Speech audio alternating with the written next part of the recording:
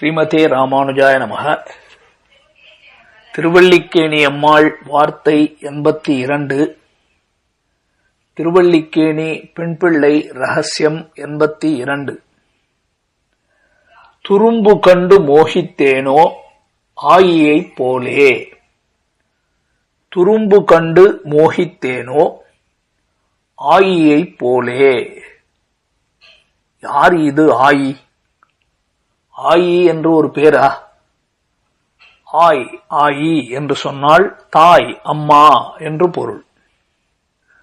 அப்ப அம்மா அப்படின்னே பேர் வைத்தவர்கள் இருக்கிறார்களா? அம்மாவுக்குன்னு ஒரு பேர் இருக்க வேணாமா? அம்மா அப்படின்னு பிள்ளை தன்னுடைய தாயை அம்மான்னு கூப்பிடும். எல்லாருமே ஆய் அப்படின்னு கூப்பிடுவார்களா? அப்படி ஒரு சரித்திரம் என்ன நடந்தது? அது யார் அந்த ஆயி என்று பார்ப்போம். இது காஞ்சிபுரத்தில் இருக்கக்கூடிய பிரசித்தி பெற்ற ஒரு ஆயி என்பவரை பற்றி இது காஞ்சிபுரத்தில் நடந்த ஒரு சரித்திரம். இதே போல மேலக்கோட்டை திருநாராயணபுரம் அந்த இடத்திலேயும் ஆயி என்று ஒரு சரித்திரம் உண்டு. என்ன என்று பார்ப்போம். அதற்கு பிறகு அந்த ஆயி என்பவர் எதையோ கண்டு மோகித்தார் அப்படின்னு சொல்லுகிறது வாக்கியம். எதை கண்டு மோகித்தார்? துரும்பு. துரும்புன்னு சொன்னா எது? துரும்புன்னு சொன்னா ஒரு சின்ன துகள், துண்டு. ரொம்ப பிரசித்தமா மக்களுக்கு ரொம்ப தெரிந்த வார்த்தையில துரும்புன்னு சொன்னா துரும்பு நறுக்க பிராப்தி இல்லை அப்படின்னு எல்லாம் சொல்றோம் இல்லையா? புல்லு வெட்டுறது. அப்போ ஒரு புல் அப்படின்னு சொல்லலாமா? திருணம் அப்படின்னு சொன்னாலே புல்லு அப்படின்னு பேர். ஒரு புல்லு, ஒரு புல்லினுடைய ஒரு சின்ன புல் துண்டு. அதைத்தான் சொல்றார். துரும்பு கண்டு, புல்லை பார்த்து மோகித்தேனோ மயங்கி விழுந்தேனோ ஆயியை போலே. புல்ல பார்த்து மயங்கி விழுந்தாரா? ஆயின்னு பேரா அவருக்கு? என்ன சரித்திரம்? சரித்திரத்திற்கு போறதுக்கு முன்னாடி நாம் ஒரு விஷயத்தை தெரிந்து கொள்ளணும். ஸ்ரீமன் நாராயணன் பகவான் பல அவதாரங்களை எடுக்கிறான். அதிலே ராம அவதாரம், கிருஷ்ணாவதாரம் பூர்ணமான அவதாரம். ராமாவதாரத்திலே மண்ணு புகழ் கோசலதன் மணிவயிறு வாய்த்தவனே என்று கௌசல்யை, அவளுக்கு பிள்ளையாக பகவான் பிறந்தான். மகன் ஒருவர்க்கல்லாத மாமேனி மன்னன். அந்த பகவான் கௌசல்யை தாயாக ஏற்றுக்கொண்டு, ஒரு தாய் தன் குழந்தைக்கு பரிவோட என்னென்னலாம் செய்வா? பிரசாதம் ஊட்டுறதோ, குளிப்பாட்டுறதோ, அலங்காரம் பண்றதோ, விளையாடுறதோ, கொஞ்சறதோ, அதையெல்லாம் செய்யப்பெற்றவள் கௌசல்யை. அந்த பாக்கியத்தை பெற்றார் ராமன். அதே போல கிருஷ்ணாவதார காலத்திலே யசோதை பிராட்டி கிருஷ்ணனை எப்படியெல்லாம் சீராட்டி பாராட்டி வளர்த்திருப்பாள் இல்லையா? அதனாலதான் பெரியாழ்வார் தன்னுடைய பெரியாழ்வார் திருமொழியில விடாம ஒரு யசோதை பாவனையிலே அந்த குழந்தைக்கு சிறு வயது முதல் பால் குடிக்கிற குழந்தையிலிருந்து அம்மா முன்ன துயிலடாயே என்று கூப்பிடுறதுல இருந்து, தளர்நடை நடத்தல இருந்து, செங்கீரை, சப்பானி பருவம் அப்படின்னு விடாம குழந்தைக்கு ஒரு தாய் எதெல்லாம் அனுபவிப்பாளோ அதையெல்லாம் அனுபவித்தார் அப்படின்னு பார்க்கிறோம். இதெல்லாம் விபவ அவதாரத்துல அனுபவங்கள். அர்ச்சாவதாரத்துல சிலாரூபமா பகவான் கோவில்கள்ல திவ்ய தேசங்கள் எல்லாம் எழுந்தருளி இருக்கார் இல்லையா? அந்த பெருமாளுக்கு அப்படின்னா, அந்த பெருமாளுக்கு பல வருடங்களாக, பல காலங்களாக, எத்தனையோ லட்சம் வருஷங்கள் மாறி மாறி மாறி பல பேர் பகவானுக்கு பிரசாதம் செய்யக்கூடிய தொண்டு மடப்பள்ளியில.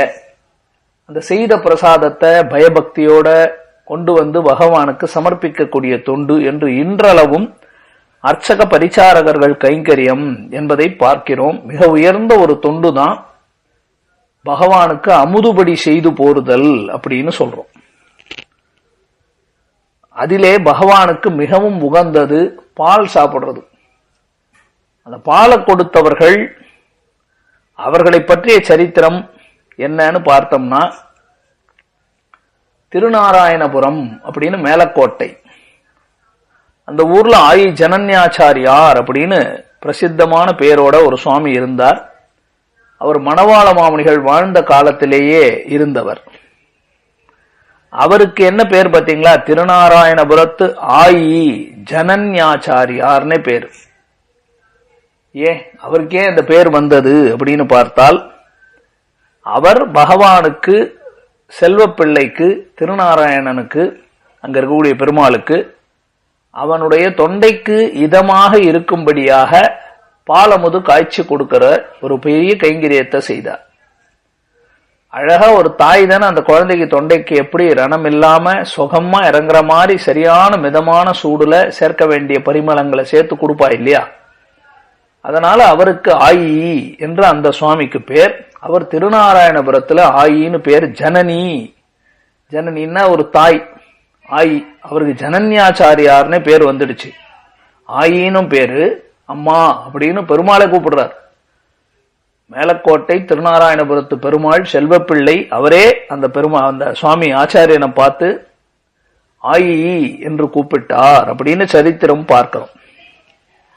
அதே போல காஞ்சிபுரம் பெருமாள் தியாகராஜன், அந்த பகவான் தியாகராஜன், ராமானுஜரையே தன்னடத்துல இருந்து விட்டு கொடுத்தவர் இல்லையா, பெரிய தியாகராஜன். வரதன் அப்படின்னு அழகான திருநாமம், பேரருளாளன் என்று பேர். தேவப்பெருமாள், இப்படி எல்லாம் பெயர் பெற்ற பெருமாள். அர்த்திதார்த்த பரிதான தீட்சிதன் எம்பெருமான். தன்னிடம் அர்த்தித்து கேட்டு வந்தவர்களுக்கு கேட்டதை கொடுப்பதையே தன்னுடைய சங்கல்பமாக விரதமாக கொண்டிருக்கக்கூடியவன்.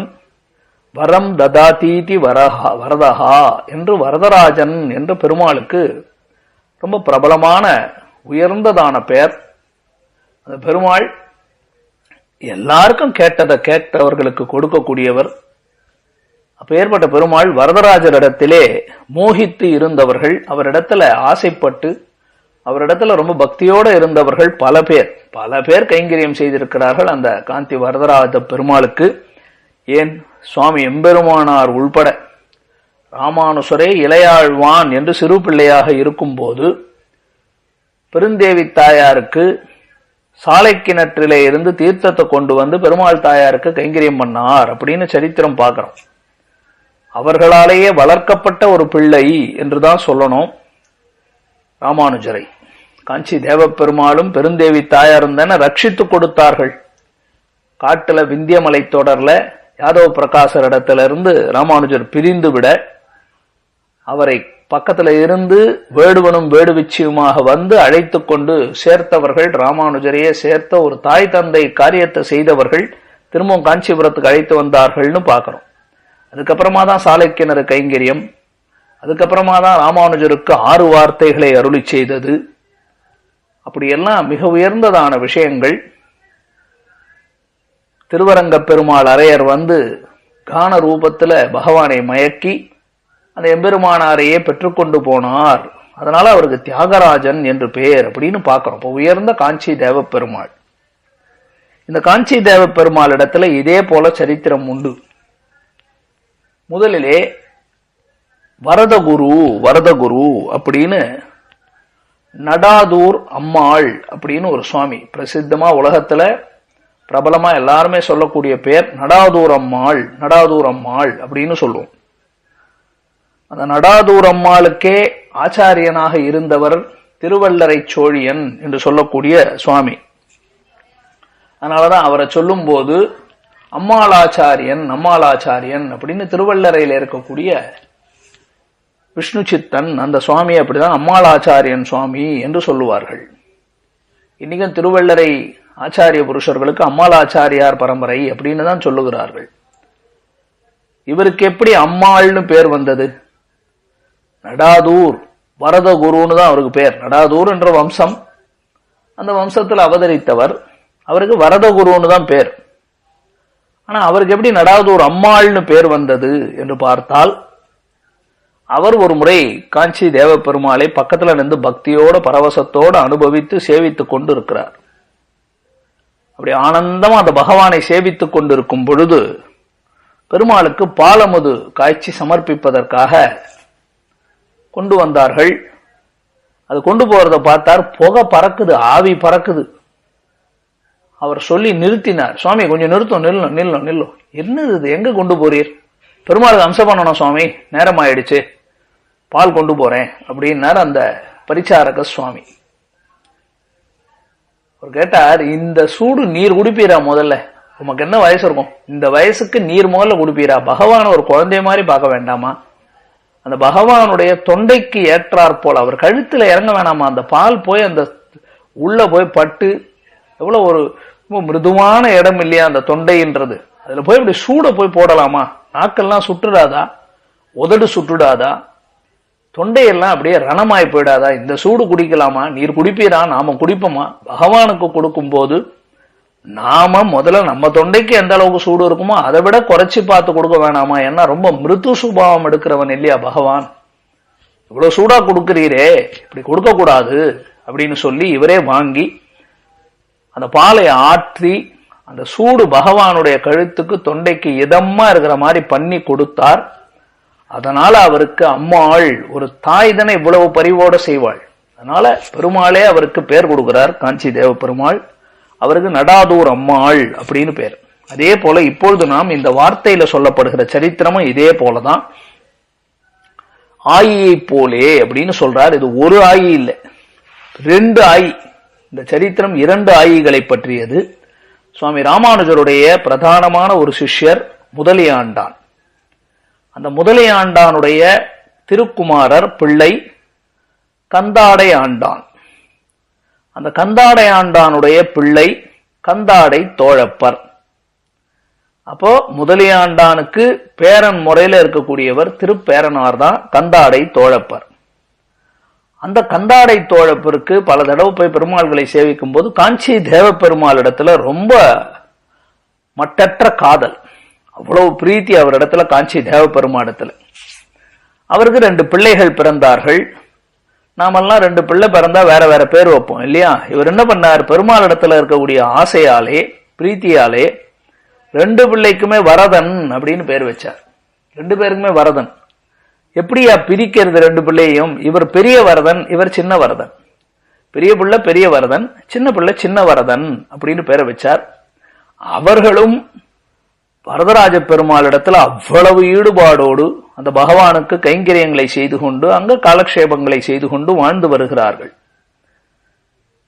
இப்படி இவர்கள் இருக்கும் பொழுது ஒரு நாள் பெருமாளுக்கு ஏற்றார் போல பாங்கா சூடெல்லாம் பார்த்து நல்லபடியா பால் அமுது காய்ச்சி அதுல அழகான சேர்க்க வேண்டிய சர்க்கரை, அதோடு சேர்ந்த பரிமள திரவியங்கள் இதெல்லாம் சேர்த்து, சின்னவர் தான் இது, சின்ன வரதர். சின்ன வரதர் பெருமாளுக்கு பாலமுது காய்ச்சி கொண்டு வந்து கொடுக்கிறார். பெரிய வரதர் அதை வாங்கி கொடுக்கணும். அதை வாங்கி கொடுக்கும் போது அதுக்குள்ள பார்த்தா ஒரு சின்ன புல்லு இருக்கு, ஒரு புல் துரும்பு.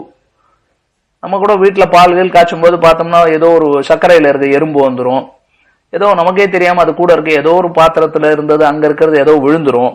அது போல பார்த்தா சமர்ப்பிக்கலாம்னு பகவானுக்கு கொடுக்க போனா அதுல ஒரு புல் இருக்க கண்டு அவர் பெரியவர் சொன்னார், இது பெருமாள் தொண்டையில போய் குத்தி இருக்குமே, நாம கொண்டு கவனிக்காம இதை கொடுத்திருந்தோம்னா, அதை குடிச்சிருந்தான்னா அந்த பெருமாள் தொண்டையில போய் இந்த புல்லு குத்தி இருக்குமே அப்படின்னு சொல்லி மனசுல ரொம்ப துக்கத்தோட மயக்கம் அடைஞ்சி மோகித்து கீழே மயங்கி விழுந்துட்டார்.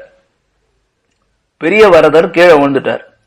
இத பார்த்துக்கிட்டே இருந்த சின்ன வயதர் என்ன பண்ணார், வரதர், அவர் பார்த்தார், என்ன தப்பு பண்ணிட்டோம், இப்படி ஒரு தப்பு பண்ணிட்டோமே, இந்த பெருமாளுக்கு கொஞ்சம் ஸ்ரத்தையா வேலை செய்யலையே நம்ம பெருமாளுக்கு கைங்கரியம் பண்ணும் போதுன்னு இவருக்கு மனசுல வருத்தம்.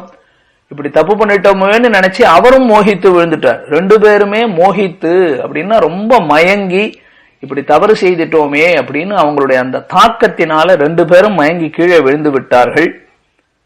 இதை பார்த்தார் பெருமாள், என்ன ஒரு பிரீத்தி இவர்களுக்கு, பத்திரம் புஷ்பம் பலம் தோயம் யோமே பக்தியா பிரயச்சத்தேன்னு ஆசையோடு கொடுக்கிறோமே, அதை தானே பகவான் ஏத்துக்கிறான். அவர் என்ன குடிக்கவா போறார், கண்டருள பண்ண போறார், உண்டருள பண்ண போறதில்ல பெருமாள். ஆனா பெருமாள் நிஜமா குடிக்கிறார், குடிக்கும் போது அவருடைய தொண்டையில குத்தும் அப்படின்னு ஒரு அர்ச்சாவதார எம்பெருமானுக்கு பார்த்து பயந்திருக்கிறார்கள். அப்படின்னா அதை பார்த்துதான் தேவ பெருமாள் இவர்களை, எனக்கு தாய் போல பரிவர் உண்டாவதே, எனக்கு 2 அம்மா போல இருக்கீங்களே, 2 பேர் அம்மா காட்டுற அந்த அன்பு பாசம் அதை காட்டுகிறீர்களே என்று சொல்லி அன்னையிலிருந்து இவர்கள் ஆய் என்று அழைக்கப்படுவார்கள் அப்படின்னு சொல்லி பெரிய வரத குருவை பெரிய ஆயி, சின்ன வரத குருவை சிறிய ஆயி என்று அழைக்கப்பட்டு அவர்கள் இது போல பிரபலமாக ஆயி என்ற பெயரோடு இருந்தார்கள். அதனாலதான் ஆயியை போலே ஒரு புல்ல பார்த்து பெருமாளுக்கு கொடுக்கிற புல்லுல பால்ல போய் ஒரு புல்லு இருக்கே இது போய் குத்தாதா பகவான் தொண்டைக்கு அப்படின்னு எந்த அளவுக்கு ஒரு பக்தனுக்கு தான் இது இருக்கும். ஞானி என்ன நினைப்பான்? ஒரு ஞானியா இருக்கிறவன் அவர் என்ன பெருமாள் சாப்பிட போறார், உலகமுண்ட பெருமாயன் உலகத்தையே சாப்பிடுறவருக்கு இது என்ன புல்லு என்ன பண்ண போகுது, பால் என்ன பண்ண போகுதுன்னு நினைப்பான். அவன் ஞானி, அவனே பக்தன் ஆனான். ஞானம் கனிந்த நிலைதான பக்தி. ஒரு பக்தன் என்பவன் பகவானை ஒரு குழந்தையை போல பெரியாழ்வார் நிலையில பார்க்கணும் இல்லையா? அப்படி பார்த்ததனால ஆயி என்றுதான் இவர்களுக்கு பேர். அதனாலதான் திருவல்லிக்கேணி அம்மாள் அவங்களுக்கு இருந்த அந்த பரிவு எனக்கு இல்லையே சாமி, பெருமாள் சிலாரூபமா தான் இருக்காரு, அவருக்கு எதையோ ஒண்ணு பண்ணோம் ஏதோ கொடுத்தோன்னு இல்லாம ஐயோ அந்த புல்லு குத்துமையன்னு நினைச்சால் ஒரு தாய் தன் பிள்ளைக்கு ஒரு தீங்கு வந்துருமோ அப்படின்னு நினைக்கிற நிலை இருந்ததே, அது எனக்கு இல்லையே என்றுதான் துரும்பு கண்டு மோகித்தேனோ ஆயியை போலே என்று சொல்லுகிறாள் 82வது வாக்கியத்துல. அடுத்து 83வது வாக்கியம் எல்லாருக்கும் தெரிஞ்ச சரித்திரம். குடப்பாம்பில் கைவிட்டேனோ கோழியர்கோன் போலே. குடப்பாம்பில் கைவிட்டேனோ கோழியர்கோன் போலே. பொறுத்திருந்து பார்ப்போம். ஸ்ரீமதே ராமானுஜாய நமஹ.